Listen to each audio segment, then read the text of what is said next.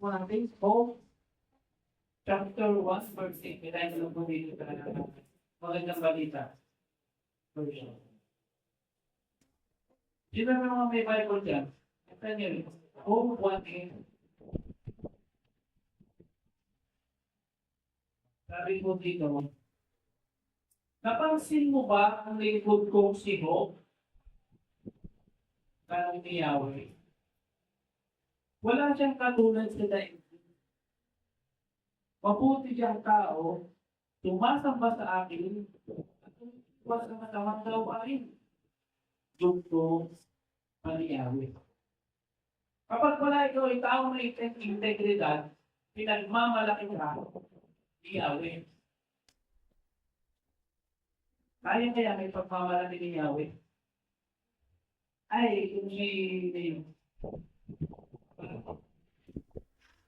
yun ang inasunod. Kaya lang ang makigalit sila sa akin. Kaya lang may hindi ng ulo. May ulan. So, isa pa yun sa pinapanalangin ko na mabago ako. Na kung hindi ako dapat sa bahay hindi rin ako magagalitin. Remember, kita na yun. Pero ano po yung kahit ako? At nananalangin ako talaga akong pag-ulit ng Diyos. Naging gusto na namin yun. Pero nakikita niyo dito, si Yahweh ang nagsasalita dito. Yahweh, sinabi ng Panginoon kay Satanas. Kay Satanas niya pinagmamalaki. Ano niya pinagmamalaki dito? Pinagmamalaki si Job. Yung bang pinansin ng aking lingkod na si Job? Sapagkat walang gaya niya sa lupa. Tuwid na lalaki. Natatakot sa Diyos at humihiwalay sa kasamaan. Yun may integridad para po natin ng Diyos. Ano pala, meron din pagmamalaki na lingkod niya. Kahit si Haring David, nabanggit din, ano, nagpinsihan, nagpinpon na may integridad. Ibig sabihin, kapag merong humarap sa kanya na humihingi ng hustisya, ginagawa na niya ang hustisya. At kahit kapag kamag-anak niya at gumawa ng masama, pinaparusahan, pinaramdam. Kagaya kay Absalom. Kagaya nung sa kapatid ni Absalom, si Adonijah. Nung siya ay wala na palang palitan ng mga anak niya, teka, umaksyon si Haring David. Hindi na inunsinte. Amen? Ano ba pala? Ano kapag malaki kay Satanas? Tungkol sa kanyang mga lingkod. Tayo kaya may pagmamalang hindi yan. Si Ate Eileen yan, no? Sipag yan. Walang absent. O kaya nga nasabi natin, ay sila to. Ay, may senado, may wala.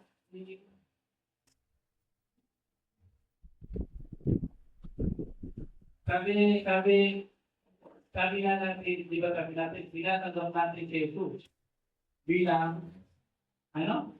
Panginoon. Panginoon at tagapagligtas. Kung siya talagang ating Panginoon, siya yung ating dapat mapasaya.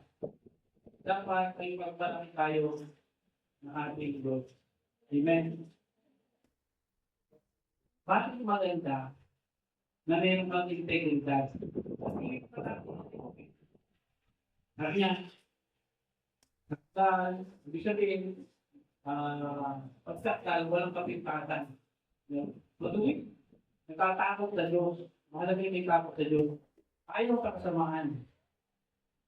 Bakit mahalaga itong mga bagay na ito?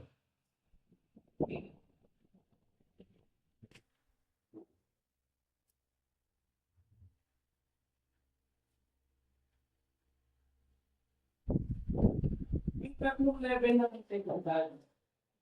So, para maunawaan natin, ang integridad, yan ay proseso. Hindi naman isang click na gano'n, Mga tumatayong, hindi siya gano'n, ay may technical ka na. Building the character with integrity takes time. It is a lifelong process. Kaya huwag kang mainis. Huwag kang mainis sa sarili mo. Hindi mo mabago-bago rin. Don't give up. Sabi mo sa sarili, don't give up. Paris, mabitin niyo yung pangalan. Don't give up. Kaya, don't give up. Sabi mo, Sandra. Nagawa na yung mga laruan ngayon. Hello. Bakit po tayo? Ang pagbabago ay buong buhay, habang buhay tayo, ay merong panahon para magbago. Ang patay, hindi na makapagbago. Even, magpatay ka lang, hindi ka eh. Kung ano ba, kung ano pinakita mo sa mundo, kung ikaw ay nabubuhay, nung may kayo buhay nasa lupa, wala kang integridad, hindi ko na kayang baguhin yun. Sabi na, baka na yung papel mo. Baka na, wala ka na, hindi mo kayang baguhin na yun. Kaya yung mga ginagawa na kayo na pag-ganyan ng mukha, at hindi na dyan, makinig kayo. Huwag kayong magkawa. Huwag kayong magkawa ng isang gumawa, lahat gumagawa lang. Makita natin, ang tunay na pangalan niya, may interest. May interest ng tangan ng Diyos. Amen. Number one, palyado na kasi sa atin. Palyado sa akin. Bakit? Gumagawa ng yung pangangasitin. Sabi dito, ang unang integridad, yung public. Pag sinabi yung public, nakikita. Napagmamasis. Napagmamasdan. Lalo ito ako sa taas na pagmamasis. Ayun. Wala nang ginagawa sa upuan. Tinangkayan yung public. Sa ating gobyerno, balikan naman natin yung gobyerno. Sa ating gobyerno, mayroong mga sa inyo. Ang integridad, ang ganda-ganda kapag malapit na eleksyon. Sino malapit na eleksyon? Hindi yung mga ganyan po. Mga kandidato, mga politiko.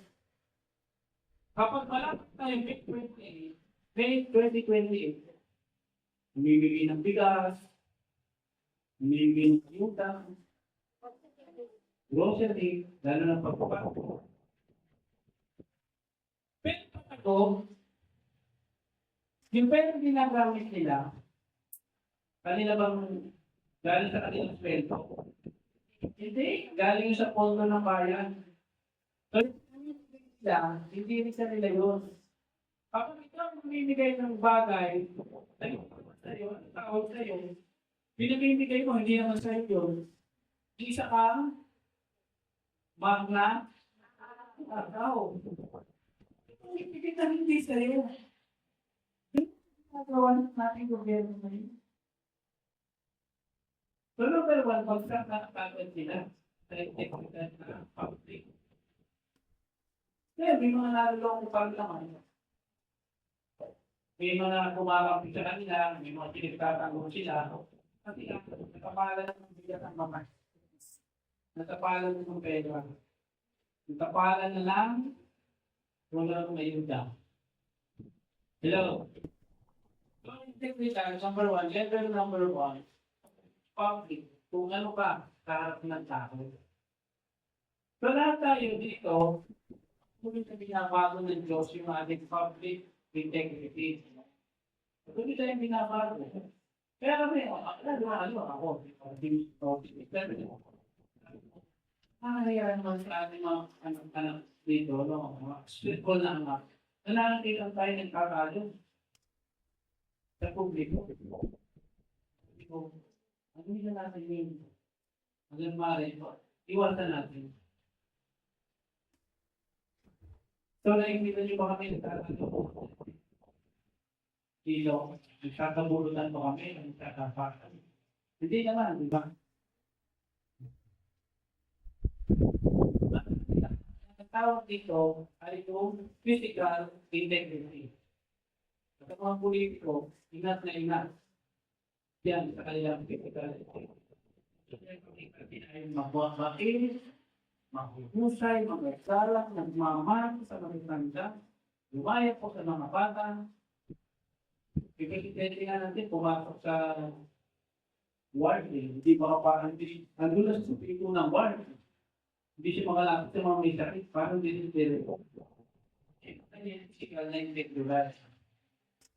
Yung pagsak ng mga rating, pagsak niya, legacy.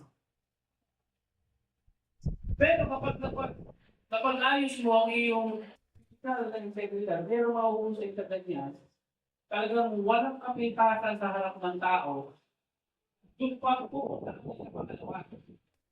Yung pangalawang level ng integridad. Ito yung private. Sabihin mo nga, private. Kung sinabi yung private, ikaw at ang Lord na, kasi ang Lord, kaya niyang makita ang lahat ng ginagawa natin. Kahit sa kasunod-sunod mga kaman ng iyong bahay, ginagawa natin. Amen. So yung private integrity, ito yung ikaw lang. Pwede na po. So pwede, ang bait-bait mo sa isang tao, pero pagdating ng bahay, yun na yung nakikita ko na naman. Okay, yun ka. Sige. Nakakahiya nga lang na makita.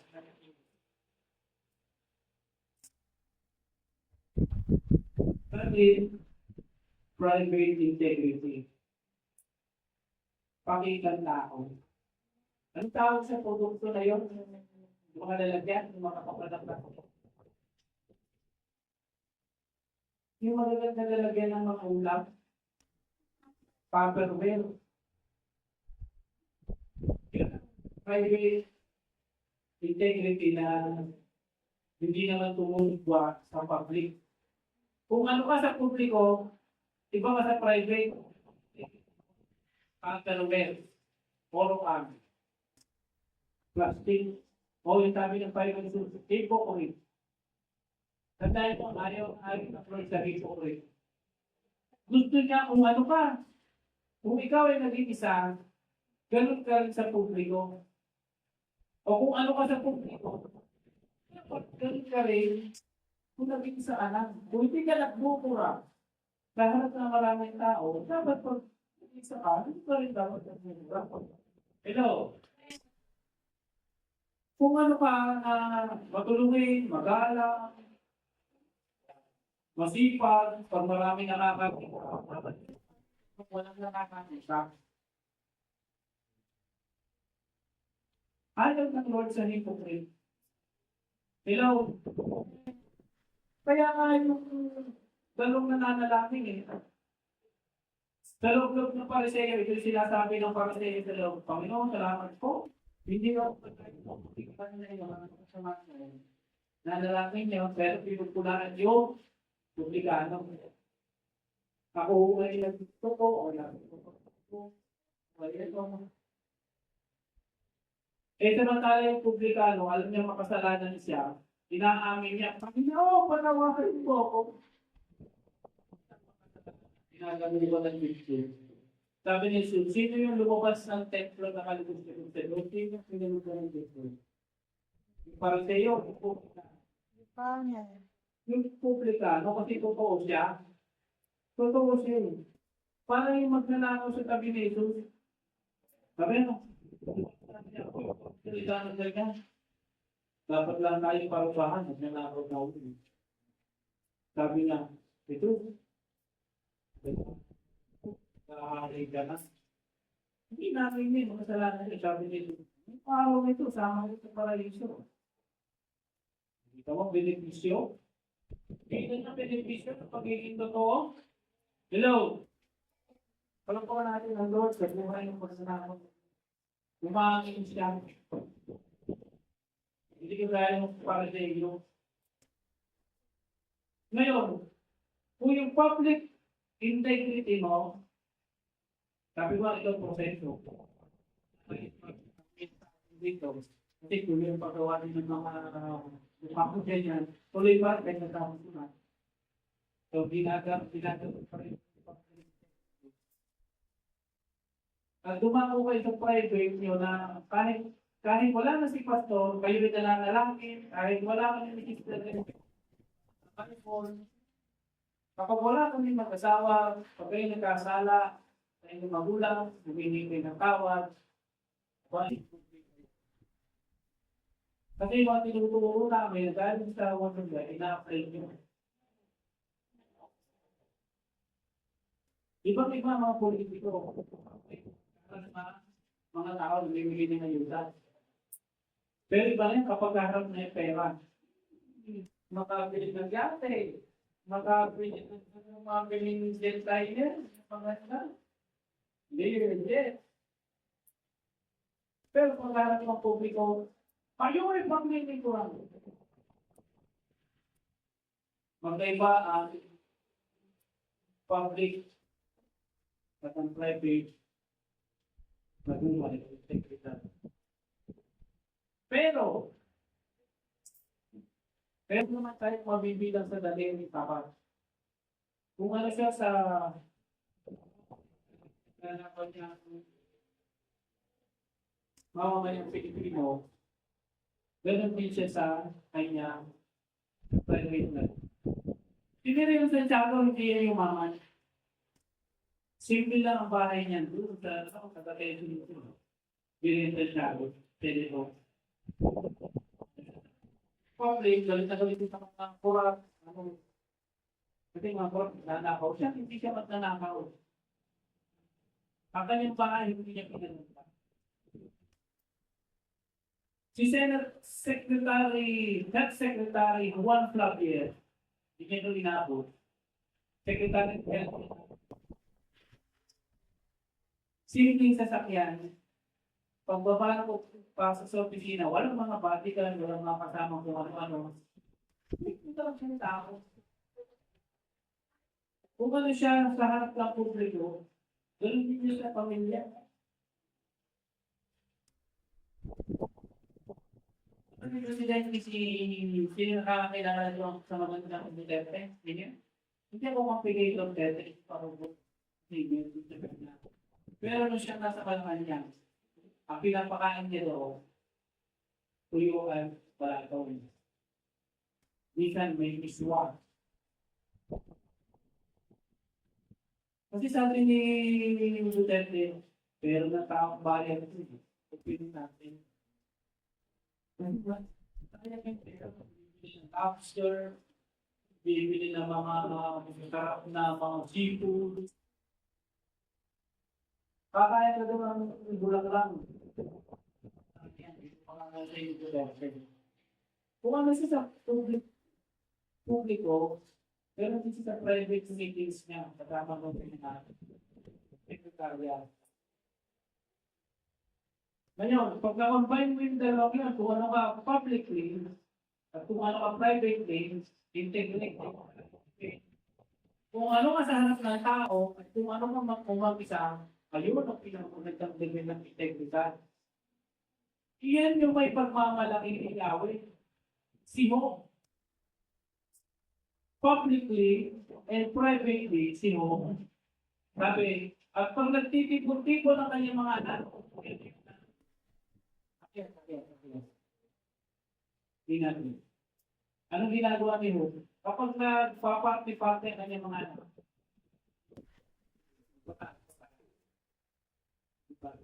yan. Isang araw may mga lalaking babae nagsisikay, nagsisinom ng alak. So, nag-joint fellowship ang kanyang mga anak. Verse 13.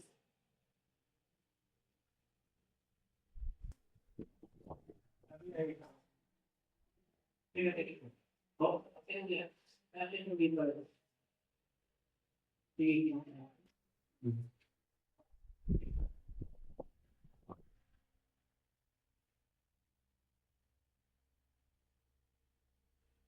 Hanapin natin yun.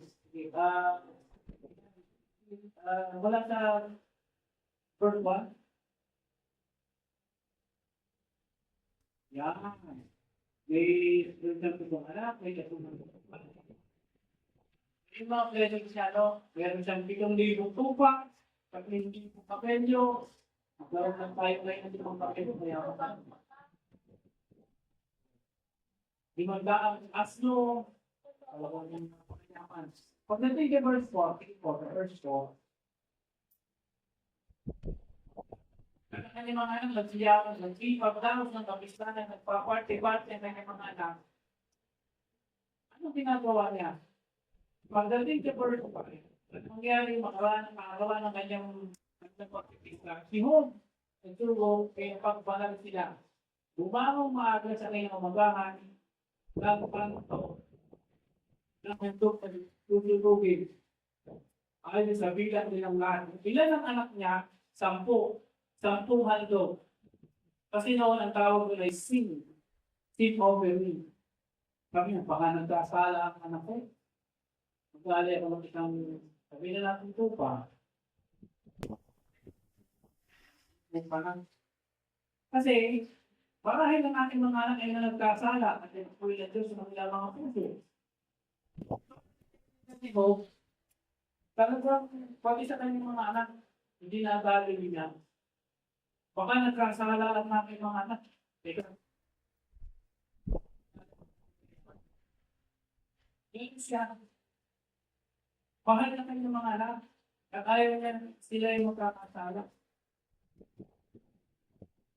Ano yun? Na kahit tayo ba, pinapanalangin ba natin ang ating mga mahal sa buhay? Na huwag magpatuloy magkasala at sila ay makakilala sa Panginoon. Kung talagang mahal natin ang Diyos, naisip natin ang ating mga mahal sa buhay, madala sa paanan ni Jesus. Amen.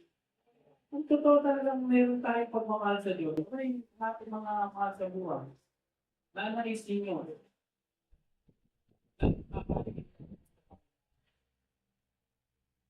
Yung mo na palalaman sa Diyos mo, masasabi kong isa yung palatandaan na totoo tinanggap mo din. Kung ikaw ay kagaya niyo, nililingi mo ng tawag ang inyong mga mahal sa buhay sa Diyos. Hello? Amen. Yung private integrity, hindi na nagbabago ang isa niya. You have an integrated in goal. Kung ano sa labas sa harap ng tao, at kung ano sa loob ng bahay, hindi ko na makakakita dahil sa that takes time. It is a lifelong process. Kaya yung mga nasa gobyerno natin, pwede naman mabago eh. Hindi na naralig mabago. Problema sa kanila, kung ano yung public integrity nila, gumawa ko mga babae, ng private needs. Pag magsama-sama sa kanina, limpak na pera nasa namin ka, nalilita ka sa 20 mil. Hindi na iba.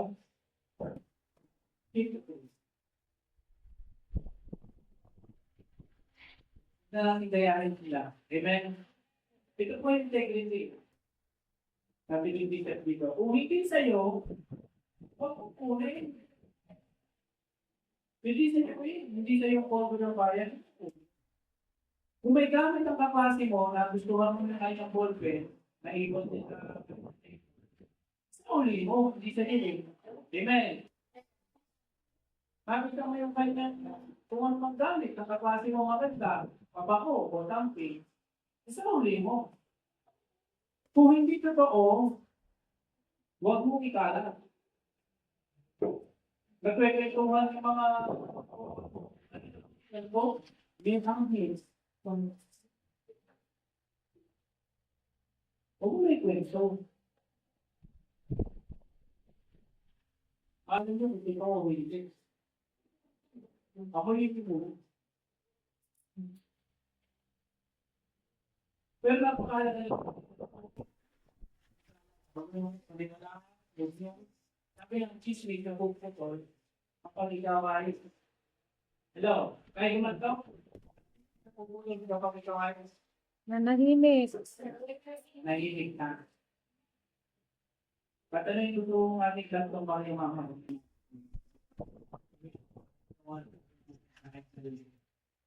Kung hindi maganda, huwag yung gayahin. Nangpupuli yung sa iyong kaklase, huwag yung gayahin. Nangpupuli ka nga eh. Huwag yung gayahin sa wala.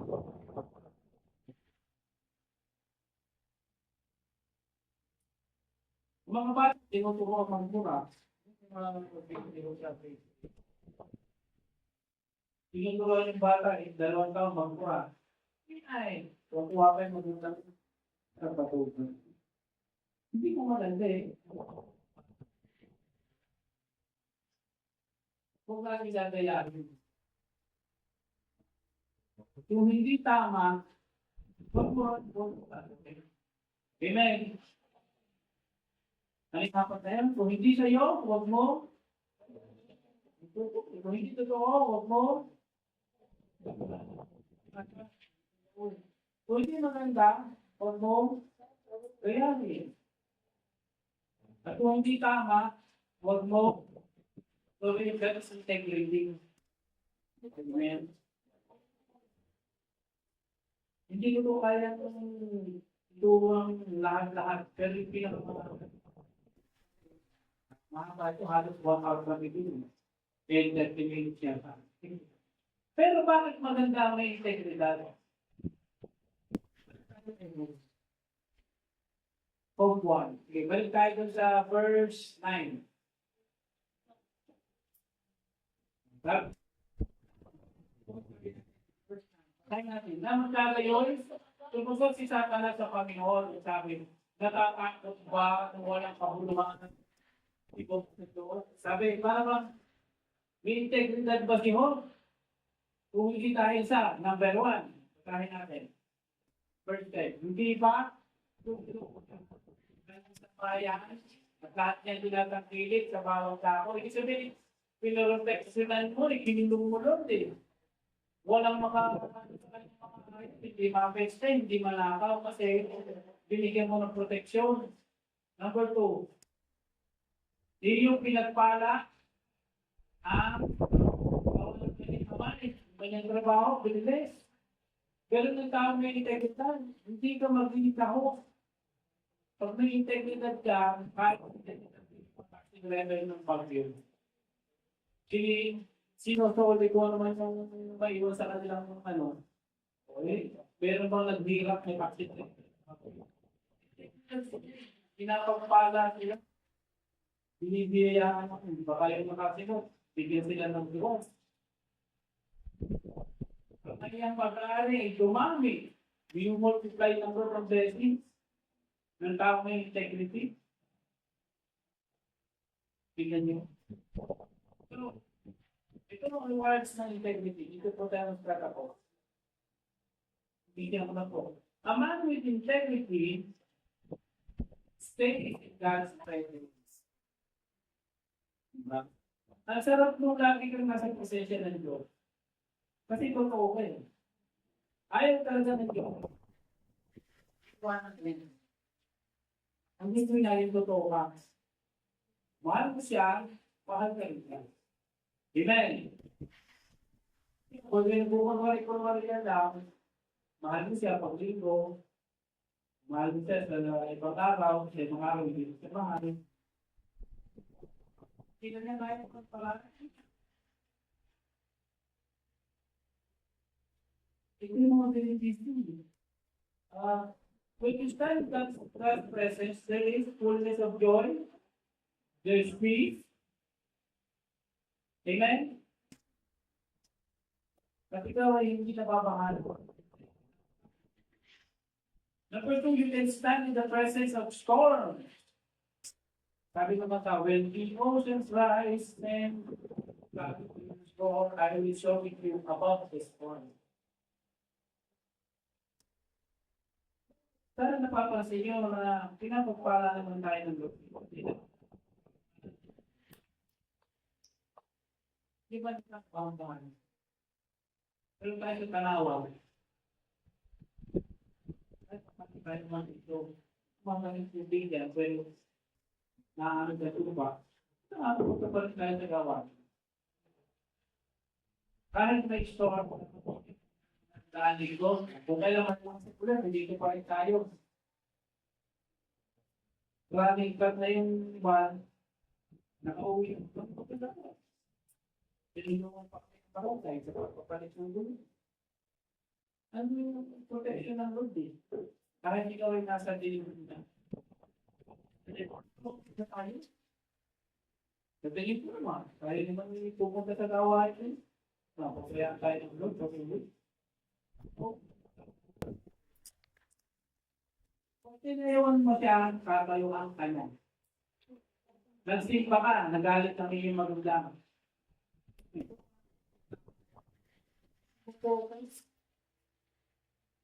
Huwag ko nang babalik mamaya. Pero simba ko pa rin. Pinagdal ko ito. You will stand in the presence of God. Nalalaman ka, Lord, kung hindi ako papalik ka. Ipinito, pari tayo yung mama. Pagdating na bahay, wala ka na rin. Kasi yung mga bibig na niyo, pinatayin ko eh. Kung ang bibig na niyo, pinatikom eh. Hindi yung bibig ng nanay mo, kaya hindi matutunin. Wala ko siya.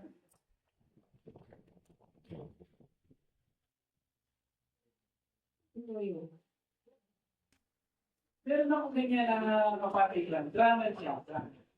At yung tatay niya, may nagolo ay lady system. Tawag na tawag. Joel, ang Joel, tuloy ba ka na ito? Tuloy ba ka na dito? Hindi nyo lang ako sa timbahan.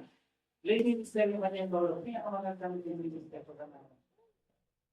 Nagpunta sa akin. Pinag-isip ba ako sa tubig ko yung totoo ko ito nangyari. Tawag ko din kita ni Carteca lang. Nagalit yung lolo. Tawag si Bahan siya eh. Sa Kristan siya dati. Pinagpil siya. Saan tayo naman eh. Gawin ko ng pagkuto. Tinakot lang eh. Hello. Kasi padala ka sa tao. Ano yung minsan ginagalit ng Diyos? Kung mismo kaaway yung mga magulang nyo, kapatid nyo na nagpipigil sa inyo, yung bumubulong, binubulong ulit sa ilan. Oo, ano pa rin mo, magbigay ko na yan. Makikinig naman yun kasi hindi ka Christian, sasawalin ka naman. Pero hindi ka ulo. Ang Holy Spirit eh. Kahit tayo pakalmahin ng iyong mahal sa buwan. Pagdating mo, wala kang mahal na yun. Mahal na naman, baka ang buwan. Ganun ba natin ito? Papapato ng Diyos. Nakapagpatuloy ko yun. Pinipigilan yung mag-church. Bubusay na drama rin. God will testify about you. Kagaya ng ginawa niya kay Job. Napakasarap naman doon. Naikwento ka ng Lord sa langit. Sir, mamaya si Jesus David, iniiwan niya. Bigal niya. Hindi ba yung proud ng Lord sa iyo? Hello. Ayaw niyo maniwala. Hindi ba yung dito ko yun? Siyempre, kilala tayo ng Lord, no? Hindi ko kapalitin. Sabi, kasal mo, sa sila kukunan pa lamang ng inyong ina. Kilala ka na niya. Amen. Binuhin sa sila kukunan ng inyong kanin, kilala ka na niya. Siyempre, meron siyang may kwento tungkol sa inyo. Kaya mo ang integridad mo, pinaglalaban mo, pagpapala. Yan. So, number 4. God puts a hedge of protection. Pinunong ka. Binigyan ka ng force field. Sino na nulog ng voltage 5? Ano yung pangalan ng sabi? Eagle base ba yun? Yung base ng limang ano ng voltage 5? Meron silang force field. Kaya hindi tumatagas yung bala. Parang gano'n ang may proteksyon.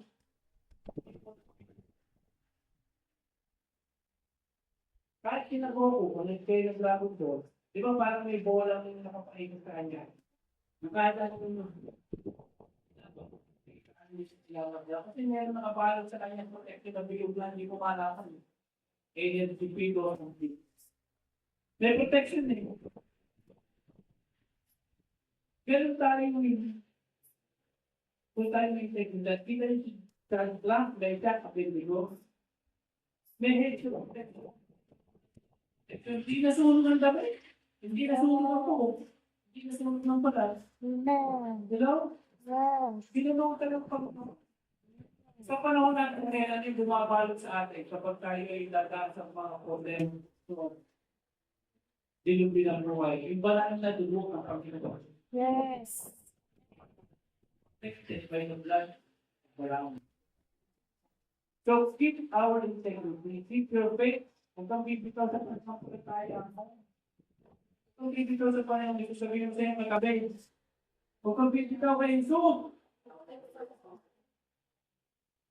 Huwag protection ng kayo. Dito, gusto lang marami dito. Number 5. God blesses the work of your hands. Amen. Kaya pag natin ng limang magkakabaho, may pinaglalaban parang ng ligo.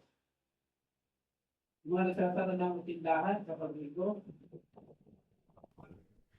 Kasi pag ligo, sila yung pinakamalaking tindahan ligo. Doon sa kaya ligo at hap. Pero mga importante ligo. Pili na ng mga chalet, mga sprinting, sa mga sari-sari, school supply. Ano na yun? Dekada na yun. Ano pang ligo? Sabi ko sa tuwa, di mag-pinag sa tuwa ko.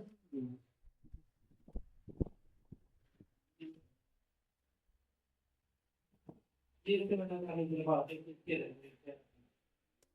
But God blesses the work of your hand. Ako ikaw, mga napapatotoo dito ng church, pero may exam na Lunes, may exam na week ngayon. Kayo ba'y bumagsak? Sige, tanongin ko nga. Ano kayo? Tuloy pa kayo ng linggo.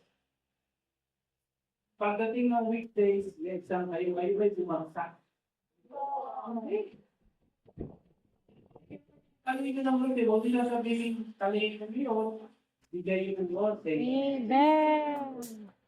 Ay nakakapagpalutukan, eh. Kasi sinasagot kayo, eh. He will bless the work of your hands. Trabaho, estudyante. Verse 6, that makes you prosperous. Amen. Prosper. Spiritually, physically, financially, emotionally, holistic and Lord. Kasi baka akala niyo prosperous.